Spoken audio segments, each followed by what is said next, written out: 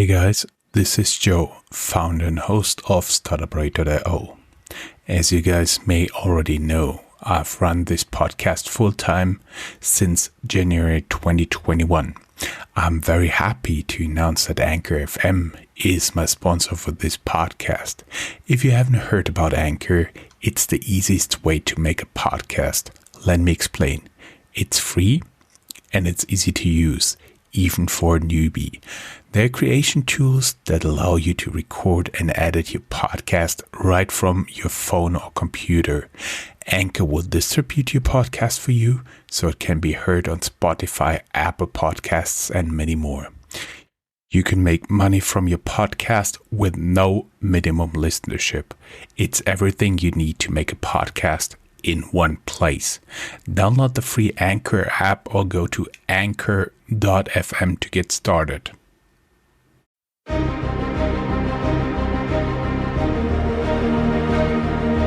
Welcome to Startuprad.io, your podcast and YouTube blog covering the German startup scene with news, interviews, and live events. Hello and welcome everybody. This is Joe from Startuprad.io, your startup podcast and YouTube blog from Germany. If you're watching this as a video, you may be able to see that I'm working in a totally different setup. This is because I had to travel to take care of a family member. If you're hearing some background noise, take it as the cozy background sound appropriate for the season, because that is a real fireplace you're listening to in the background. And of course, I do have my always trusted Chris here with me. How you doing in New York? I'm doing great. People are getting ready for Thanksgiving. Weather is great. Cases are rising. Not great, but apart from that, I'm ready. Getting ready to end the year and let 2021 be more fun. Yeah, I know that feeling, just getting it over with. We are bringing you this month in German Startups, November 2020. Welcome to this month in German Startups by Startuprad.io in a transatlantic news recording. Today we are wrapping up the November 2020 news for the German-speaking startup scene with an update on the German startups working on corona vaccines, Flixbus, FinLeap, Rocket Internet's ongoing delisting, and a potential digital euro. Briefly about our enabler, this recording was made possible by Hessen Trade and Invest. Learn more about our enabler here, www.invest-in-hessen.com. Housekeeping, time to brag. We have only one thing to say: stay safe at home, everybody. Be grateful for what you have. Chris, we have some top news for our listeners and viewers, right? Yes. I mean, probably the biggest startup story in the world the last month was BioNTech, a German startup that is working on the corona vaccine. They have concluded tests and submitted their vaccine now for emergency approval. They worked together with Pfizer and reported an efficacy rate of 95%. They signed contracts to supply the vaccine in the European Union. Also, the US has their hands on it. And the development left traces in the balance sheet of BioNTech as well. The Rhine-Main, it's based in Rhine-Main, so your region actually. The Rhine-Main-based biotech company generated 220 million euro loss in Q3 in 2020, but now things look very different. And what has been covered a lot in German media about them was that they are a company that is being run by second-generation immigrants.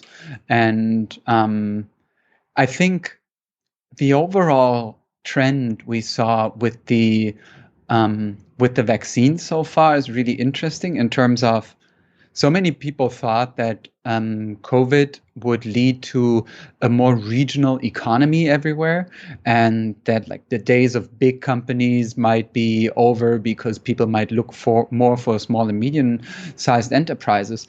But now what we see is a worldwide global corporation of two companies. It's a startup and a giant pharmaceutical company. And it's totally going against this idea of, oh, there is the new regionalization and there is a new way of thinking about startups and economy as this more like local, regional kind of sourced companies.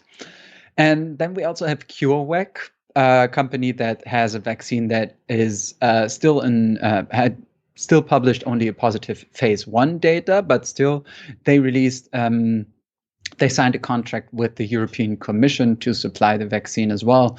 So what we see now in Germany, but also everywhere in the world, is that there are a couple of hopeful vaccines popping up, and governments getting ready to supply the vaccines to come up with this very delicate ethical question of who gets the vaccine when. But so far, so good. And a lot of the news, I think, are very encouraging. Then we have some news about Get Your Guide. It's a Berlin-based travel tech unicorn. They had to let go 1/6 of their employees because travel obviously is a industry very heavily affected by COVID. But they now raised 114 million euros via a convertible led by the New York-based Searchlight Capital Partners. And that seems to us as if it buys them enough mileage to get past Corona. And congratulations on finding that new setup.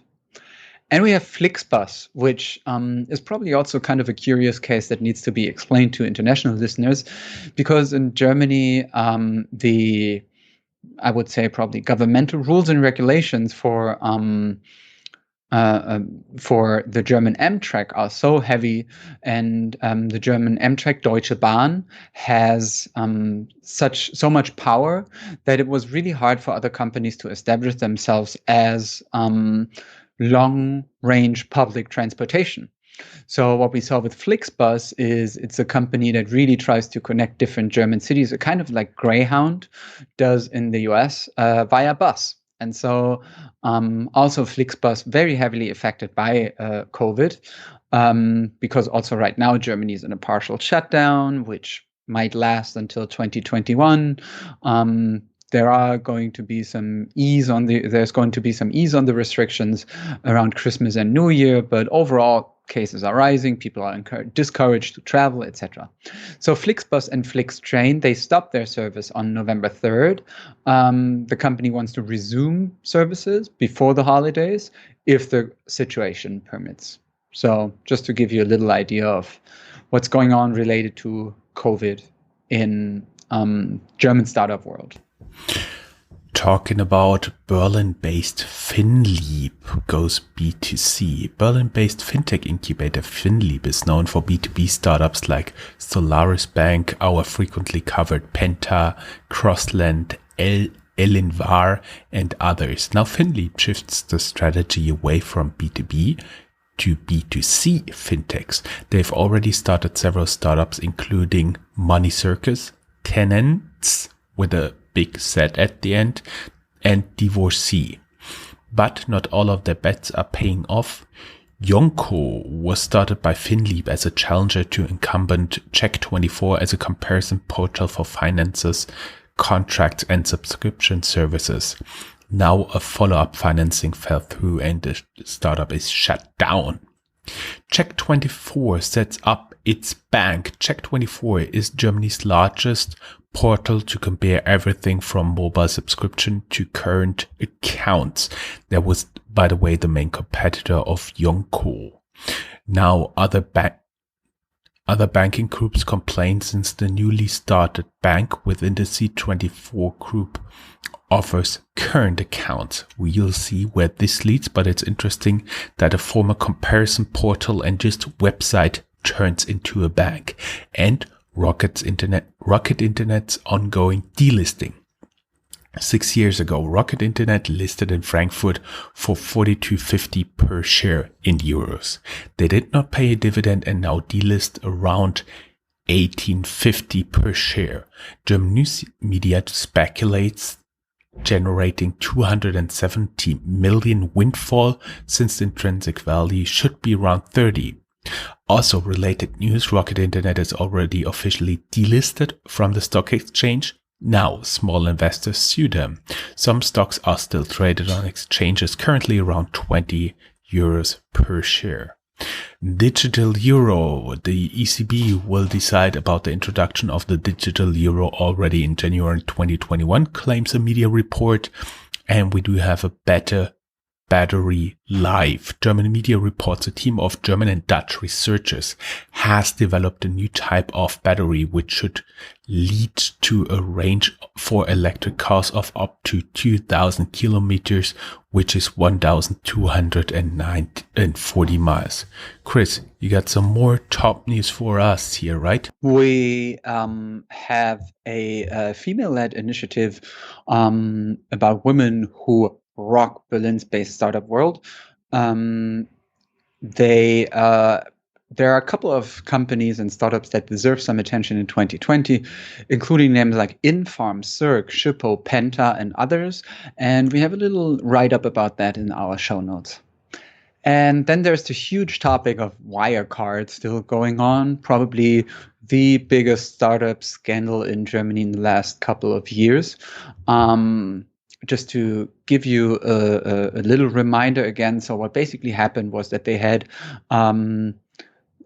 assets in their balance sheets which did not actually exist, and turns out that I think it was even up to 1.9 billion euros, which weren't there, and one of the co-founders is still missing. So that is number one in our update here.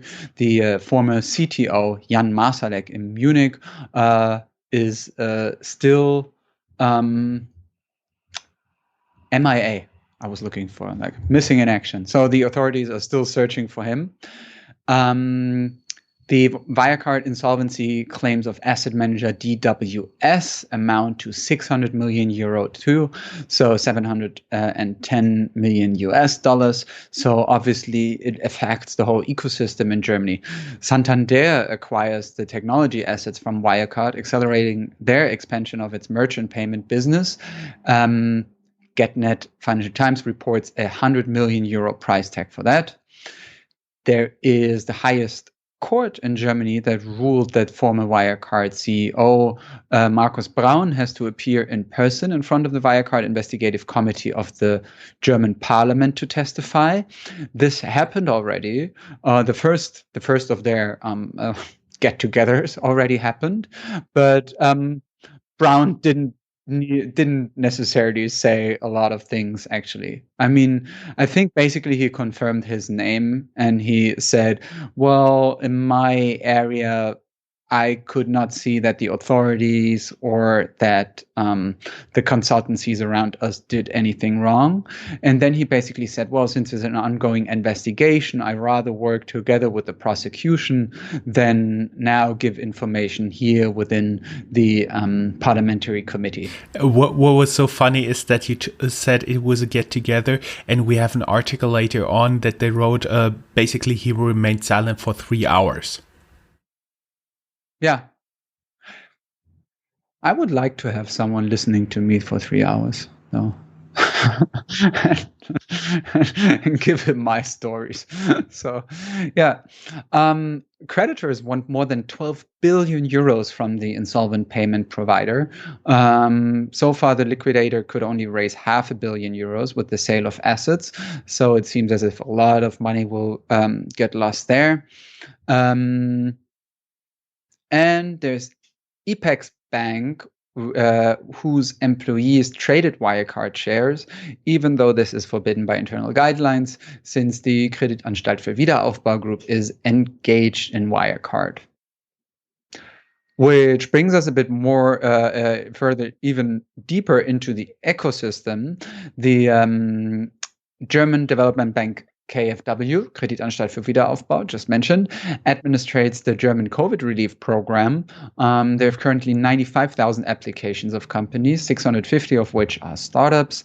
They've gotten so far 1.4 billion euros in credit as of mid-November. So this number might have risen already.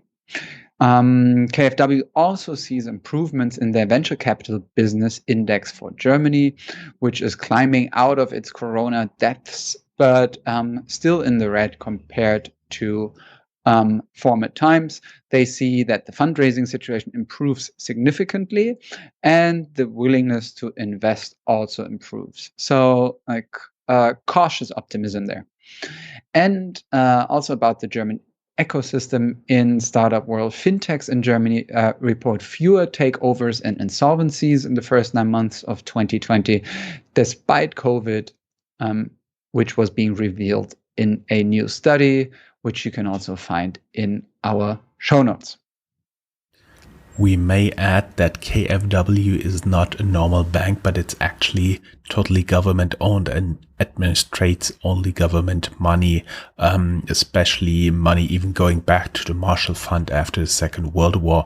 And if you build, for example, here in Germany, a house, there is usually, if you do something where the political will is behind it, like very energy is efficient, like solar cells on top or something, you can additionally apply for a very low interest rate KfW credit, as well as they fund students with those credits. And admittedly, I've also taken one of those credits.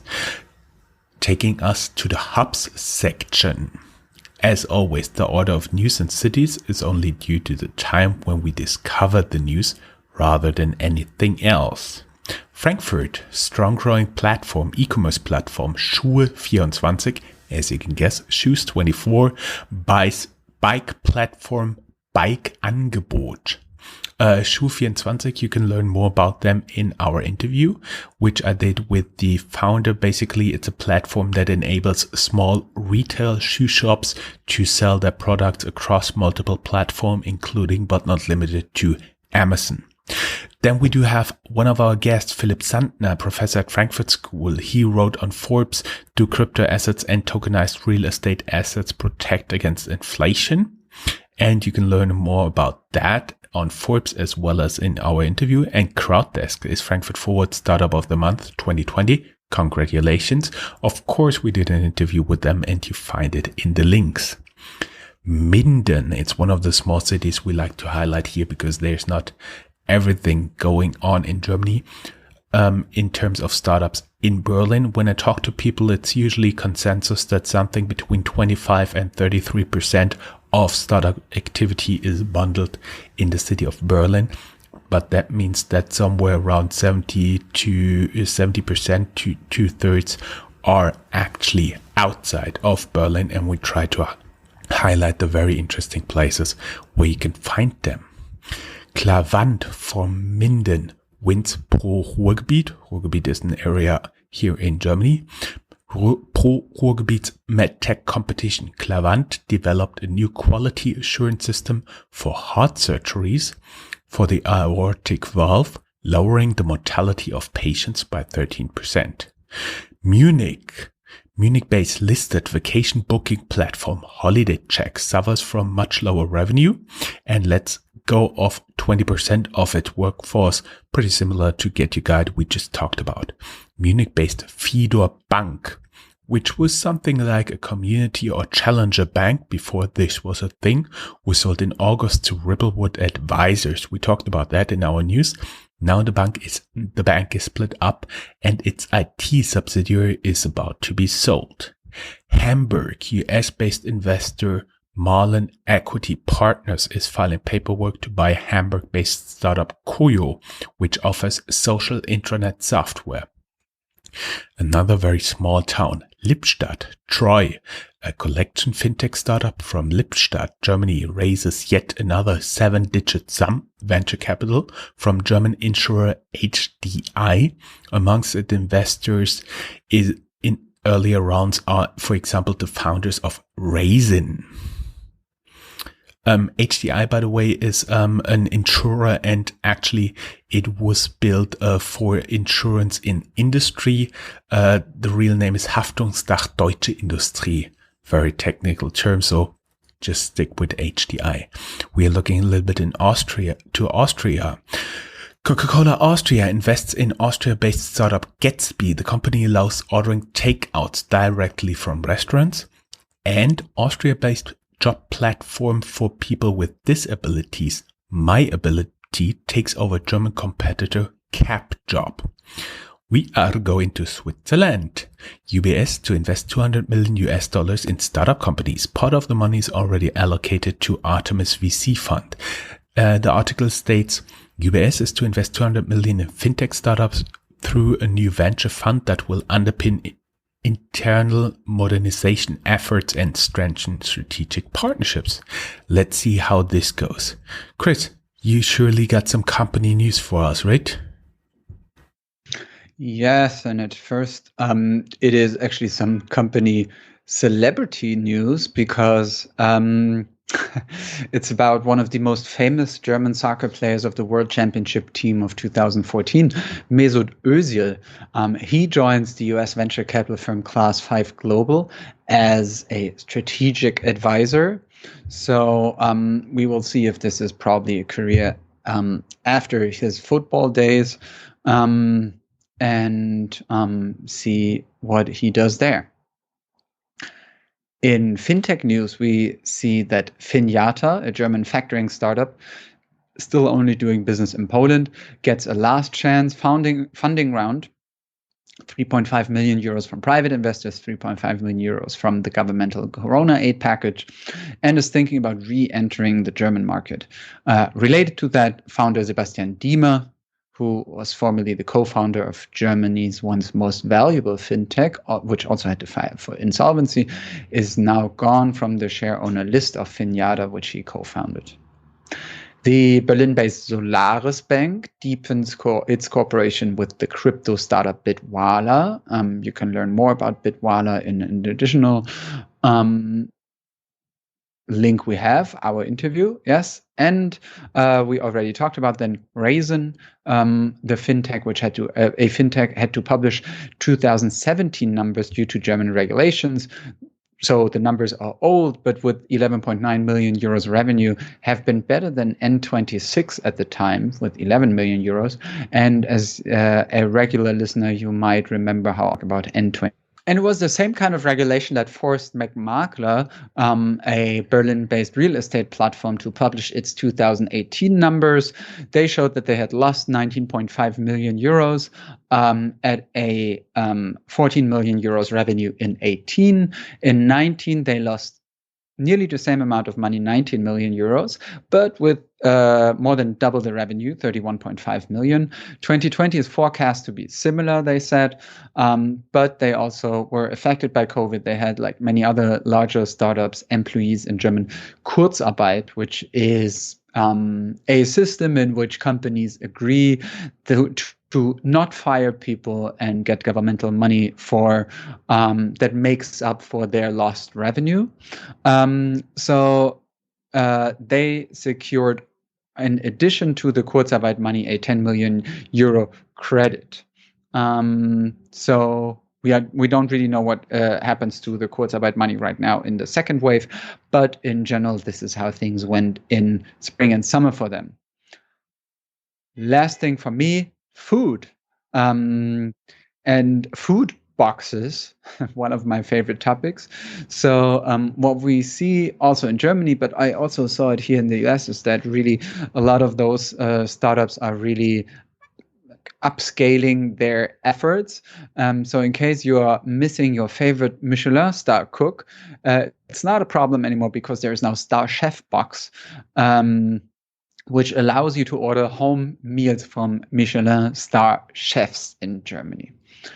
And we have HelloFresh, which bought the Chicago-based Factor 75, also a meal delivery service there for $277 million, which shows you that HelloFresh has so much money.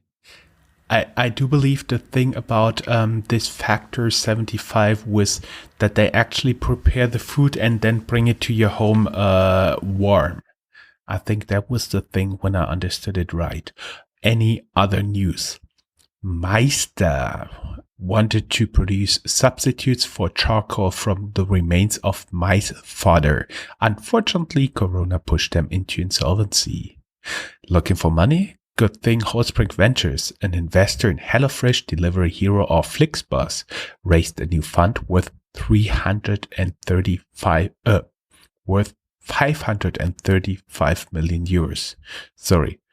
OEM Schaeffler sells Biohybrid, a producer of heavy-duty e-bikes, to company builder Meisterwerk. The transaction is rumored to be worth 8 digits. Amazon starts at Airport Leipzig-Halle, first air cargo hub in Europe. Via our mailbox, we got to know that Tim Chamler, the former CEO of Jones Lang LaSalle Germany, joined PropTech One Ventures as venture partner and investor, and the US-German startup AI Augustus Intelligence became known to the German public in the Amthor affair, where Mr. Amthor, a member of the German Parliament, Bundestag, lobbied for the company using actually the official paper of the Parliament, which was of course not fine. Now the German media has learned that they had to cut headcount by 50%. That was no good news. But talk a little bit about good news and Thanksgiving. Chris, my friend, what are you actually grateful for? Quite a change of pace, but okay.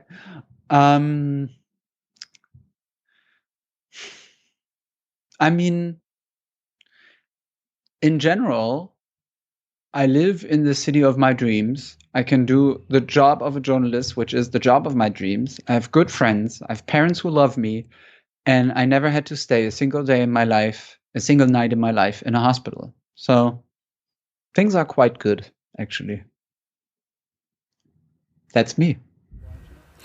Great. Looks very good. I'm grateful that my family and friends are safe and healthy, that no one in my family has been struck so far with Corona, even though a close family member just had to spend several weeks in hospital.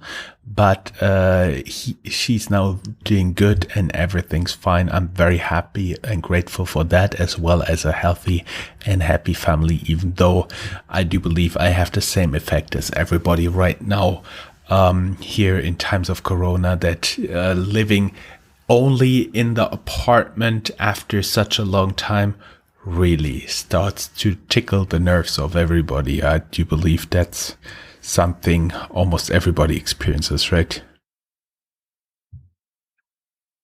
Yeah, you got to get yourself out there, people.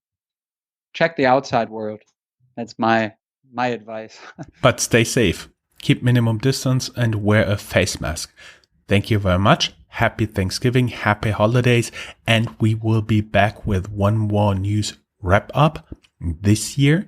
Keep in mind, on December 25th, there is the always legendary fintech review, and that will be the last publication for 2020 for Startuprad.io, December 25th. And then we will start again in the usual publication schedule in January. We may have a few additional interviews bringing you on Tuesdays this year and starting the next, and we will see what exciting startups we get there for you. Chris, thank you very much for staying with me. Looking forward to do the Christmas edition with you as well. Christmas edition. Get it? Okay. Bye-bye. You're such a good one.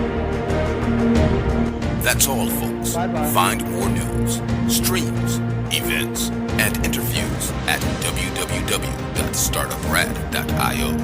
Remember, sharing is caring.